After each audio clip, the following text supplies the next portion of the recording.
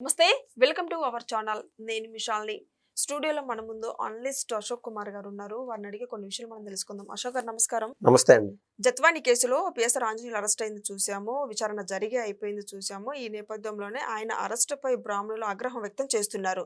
అసలు ఎందుకు చేస్తున్నారు? దీని మీద మీ స్పందన ఏంటి? మనం మాట్లాడుతున్నటువంటి పిఎస్ఆర్ ఆంజనేయులు బ్రాహ్మణ సామాజిక వర్గానికి సంబంధించిన వ్యక్తి. ఏది ఏమైనా కూడా కులాలకు అతీతంగా, అంటే మన కులాల గురించి ప్రస్తావనే అనవసరం ఒక్క మాటలో చెప్పాలంటే. కానీ ఈ పరిస్థితిలో ఆ ప్రస్తావన అనివార్యమైంది.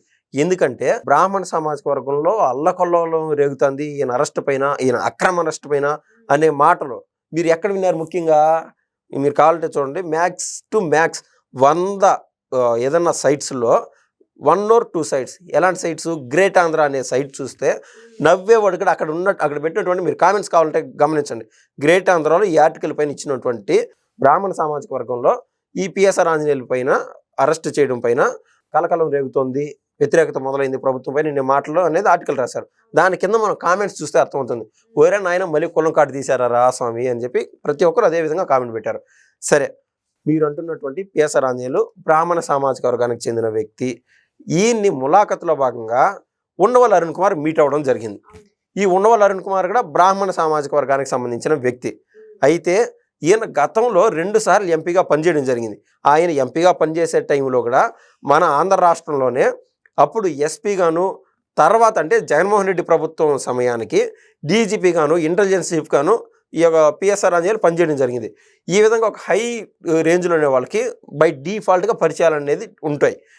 ఈ క్రమంలో ఒకే కులస్తులు కాబట్టి అంతో ఇంతో కొద్దిమేర అటాచ్మెంట్ ఉంటుంది. వాళ్ళిద్దరి మధ్య ఉన్నటువంటి కనెక్షన్లో భాగంగా, స్నేహపూరితమైన వాళ్ళిద్దరి మధ్య వాతావరణంలో భాగంగా ఈయన పోయి ఆయన కలవడం జరిగింది. దాంతోపాటు ఎప్పటికప్పుడు సమాజంలో జరుగుతున్నటువంటి మంచి కావచ్చు, చెడ్డ కావచ్చు విశ్లేషణ చేస్తూనే ఉంటాడు ఉండవల్లి అరుణ్ కుమార్. ఆయన డైరెక్ట్గా కలిసినప్పుడు ఆయన తప్పు చేశాడని యావత్ ప్రపంచం అంతా చూసింది. జత్వాని కేసులో ఒక మహిళని హెరాస్మెంట్ చేయడం, ఎక్కడెక్కడో ముంబైలో ఈ జత్వాని ఒక బిజినెస్ మ్యాన్ పైన కేసు పెడితే ఆ బిజినెస్ మ్యాన్తో ఈ జగన్మోహన్ రెడ్డి లాలూచిపడి ఆడినటువంటి జత్వాన్ని ఇక్కడ తీసుకొచ్చి ఇక్కడ కేసులు పెట్టి, అంటే ఇక్కడ కేసు రిజిస్టర్ కాకముందే ఇక్కడ ఉన్నటువంటి పోలీసులు కాంతిరాణ టాటా కావచ్చు, విశాల్ గున్ని కావచ్చు, ముందు రోజే ఫ్లైట్ టికెట్లు ఆల్రెడీ ఎయిర్పోర్ట్లో కూడా బుక్ అయినాయి. మనం చూస్తే అర్థమవుతుంది. వాళ్ళు పోయి ఆవిడని ఇక్కడ తీసుకొచ్చే విధంగా చేశారంటే ప్రీ ప్లాన్డ్. ఈ ప్రీ ప్లాన్ అంతా ఈ డైరెక్షన్లో జరిగిందంటే ఈ పిఎస్ఆర్ ఆంజనేయులు డైరెక్షన్లో జరిగింది. ఈ పిఎస్ఆర్ ఆంజనేయులు అప్పుడు ఇంటెలిజెన్స్ చీఫ్గా ఉన్నాడు. ఇదంతా పురమాయించింది ఎవడు అంటే బీసీ అనే, లేకుంటే బ్రాహ్మీణ్ అనే, లేకుంటే కులస్తుడనే. ఇక్కడ కుల ప్రస్తావన ఏంది అంటున్నా. కుల ప్రస్తావన అనే లేదు. అప్పుడు జత్వాని ఒక మహిళని, ఒక బీసీ మహిళ హెరాస్ చేసినందుకు బీసీలకి వ్యతిరేకమా? వైసీపీ పార్టీ బీసీలకు వ్యతిరేకమా మీరు చెప్పేది? అదంతా తప్పు. గతంలో బోర్గడ్డ అనిల్ కూడా ఏమన్నాడు, వీడియోల ముందుకు వచ్చి ఒక దళితునైనటువంటి నన్ను అరెస్ట్ చేశారు, తర్వాత విడుదల రజని ఒక బీసీ మహిళ అయినటువంటి నన్ను కేసులు పెట్టడానికి ప్రయత్నం చేస్తున్నారు, ఈ ప్రభుత్వం అక్రమ అరెస్టులు చేయడానికి చూస్తుంది అని చెప్తున్నారు. అదే మహిళ, అదే బీసీ మహిళ వేరే బీసీ వ్యక్తి చలపతి అనే స్టోన్ క్రషర్ యజమానిని వెళ్ళి బెదిరించినప్పుడు ఒక మహిళ ఉండి కనీసం అంతో ఇంతో కొంచెం సెన్సిటివిటీ ఉంటుందండి. ఆ సెన్సిటివిటీని కోల్పోయి మరి పోయి బెదిరింపులకు పాల్పడి 2 కోట్ల రూపాయలు నువ్వు లాగినావంటే నీకు ఏడ కులం అడ్డం రాలా? ఆ రోజు మేము బీసీలము చాలా మంచోళ్ళము, బీసీలు అంటేనే మంచోళ్ళం అని నువ్వు ఎందుకు నిరూపించలేకపోయినావు? నువ్వు ఎందుకు వేరే వాళ్ళ డబ్బు కాసిపడినావు? తప్పు కదా. ఈవిడ బీసీ, వేరే బోర్గడ్డ నీళ్ళు ఎస్సీ. తప్పులు చేసినప్పుడు వీళ్ళ కులాల ప్రస్తావన అనేది చాలా అంటే నీచం. అదే ఎర్రంనాయుడు గారు అబ్బాయి రామ్మోహన్ నాయుడు కేంద్ర మంత్రిగా ఉన్నారు. ఇవాళ వరుసగా 3 సార్లు ఎంపీగా గెలిచాడు. నాకు ఆయన అంటే విపరీతమైన అభిమానం. ఇక్కడ కుల ప్రస్తావన ఎక్కడుంది? అందుకు మా బీసీ అని చెప్పుకోవడానికి ప్రతి ఒక్క బీసీ బిడ్డ కూడా గర్వపడతాడు. ఎవరు? ఎర్రంనాయుడు కొడుకు అయినటువంటి రామ్మోహన్ నాయుడు గారి పేరు చెప్పాలంటే. అట్లా కాకుండా జోగి రమేష్ ఏమన్నాడు, అక్కడ కుర్చీలో సీఎం హోదాలో జగన్మోహన్ రెడ్డి కూర్చొని ఉన్నాడు. ఈయన అప్పటికి ఈయనకు మంత్రి పదవి లేదు. చంద్రబాబు గారిని, నారా లోకేష్ గారిని వీళ్ళని దుర్భాషలాడటము పప్పు అని అది ఇది అని చెప్పి జగన్మోహన్ రెడ్డి సీఎం హోదాలో ముసి నవ్వుతున్నాడంటే ఇంకా అర్థం చేసుకోండి. తర్వాత ఆయన కూడా అరెస్ట్ అయ్యే క్రమంలో జోగి రమేష్ నేను బీసీ బిడ్డని, ఎక్కడ ఏంది సమాజం ఎట్టబోతుంది? సరే, ఇప్పుడు దాకా బీసీలు ఎస్సీలు ప్రస్తావన అయిపోయింది. ఇప్పుడు సరేనా నాయన మీరందరూ మంచోళ్ళే, ఓసీల్లో బ్రాహ్మిన్స్ ఈయన తప్పు చేసినాడు కదా ఆయన అరెస్ట్ చేస్తున్నారంటే ఇక్కడ మళ్ళీ అదే క్రమం. బ్రాహ్మిన్స్ని అరెస్ట్ చేస్తారా అంటే తప్పులు చేస్తే ఎవరిని అరెస్ట్ చేయకూడదు. వీళ్ళు చెప్పేది అసహ్యంగా ఉండదండి, వికటాటహాసంగా ఉండదు వీళ్ళు మాట్లాడే మాటలు. ఇదే క్రమంలో ఇదే బ్రాహ్మణు తర్వాత రఘురామకృష్ణరాజు గారిని హెరాస్మెంట్ చేసిన కేసులో దాంట్లో కూడా A2 ఈ పిఎస్ఆర్ ఆంజనేయులు. అది తప్పు కదా. ఒక బ్రాహ్మణ అయిండి అంత సెన్సిటివిటీగా ఉంటారు వాళ్ళు నిజంగానే. కానీ ఆయన డీజీపీ హోదాకి ఎదగడం రియల్ హ్యాట్స్ ఆఫ్. ఆయన కష్టపడి చదివినాడు, దాన్ని అన్నిటికీ ఒప్పుకోవచ్చు. కానీ ఒక అవినీతి రొంపులో వాళ్ళు దిగిన తర్వాత జగన్మోహన్ రెడ్డి డైరెక్షన్లో ఇదంతా నడచడం అప్పుడు కనిపించలేదు నీకు. అప్పుడు నీ కులం గుర్తురాలా? ఇప్పుడు తప్పు చేసి అరెస్ట్ అయినప్పుడైనా నీ కులం వచ్చింది. చాలా తప్పు.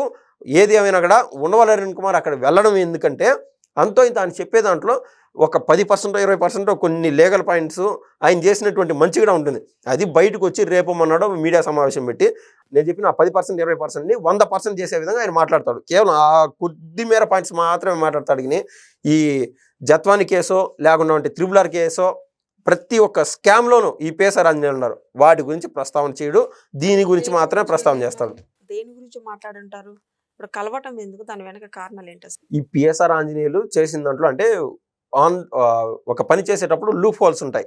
ఆయనకు దీంట్లో పూర్తిగా సంబంధం లేదు, ఆయనకు తెలియకుండా కేవలం ప్రభుత్వంలోని ఇతర పెద్దలు చేశారు అని చెప్పి కేవలం డైవర్షన్లో భాగంగా ఈ పిఎస్ఆర్ ఆంజనేయులు సేవ్ చేయడానికి ఆయన మీడియా సమావేశం పెట్టి మాట్లాడతాడు. అంటే మనకు తెలియదు ఏది అనేది.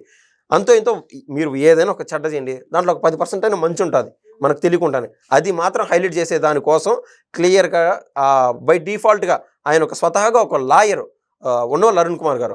సో బయటకు వచ్చినప్పుడు ఆ లీగల్ పాయింట్స్ అన్నీ ఏదో చెప్తాడు. ఏం చెప్పినా కూడా చేసిన తప్పుకి ఖచ్చితంగా శిక్షార్హుడు పిఎస్ఆర్ ఆంజనేయులు. ఆల్రెడీ ఈ కేసులో జత్వాని కేసులో A2, అదేవిధంగా RRR గారి కేసులో A2. ఒక కేసు కాదు కదా, అంత ఎందుకండి. ఒక్క మాట, 1,10,00,000 రూపాయలు ఎందుకు? కేవలం పిల్లలు రాసినటువంటి ఎగ్జామ్స్కి కరెక్షన్ చేయడానికి. ఏపీపీ ఎగ్జామ్స్కి సంబంధించి ఎవరు డిస్టర్బెన్స్ లేకుండా సపరేట్గా ఇంటర్మీడియట్ ఎగ్జామ్స్ కావచ్చు, 10th ఎగ్జామ్స్ కావచ్చు, ఎక్కడైనా సరే కరెక్షన్ చేసేటప్పుడు పూర్తిగా జనారణ్యంలో లేకుండా క్లారిటీగా అంటే సపరేట్గా ఒక పెద్ద బిల్డింగ్ తీసుకోవడం, అక్కడ పూర్తి స్థాయి సెక్యూరిటీ ఉండడం ఇది జరుగుతుంది. దీన్ని మొత్తం డిజైన్ చేసిన వ్యక్తి ఎవరన్నా ఉన్నాడంటే పిఎస్ఆర్ ఆంజనేయులు. అంటే పిల్లల భవిష్యత్తుని తారుమారు చేసే విధంగా 40 లక్షలు, కేవలం 40 లక్షలు సరిపోతుంది వాళ్ళ తిండి తిప్పలకి. లేదా వాళ్ళు ఏదన్నా 15 రోజుల కరెక్షన్స్ అయిపోతాయి కదా, పేపర్స్ కరెక్షన్స్కి 40 లక్షలు ఖర్చు అవుతా ఉంటే 1,10,00,000 చూపించి ఆ మిగిలిన 70 లక్షలు అట్టుపోయింది డబ్బులు. ప్రతి దాంట్లో అవినీతి. సరే ఏది ఏమైనా కూడా 1,10,00,000 పెట్టి చేశారు. అక్కడ అసలు పేపర్స్ కరెక్షన్సే చేయలేదంటే మీరు ఇంకా నమ్మండి. అది ఏ విధంగా అంటే గాల్లో లెక్కలేసారు వాళ్ళు.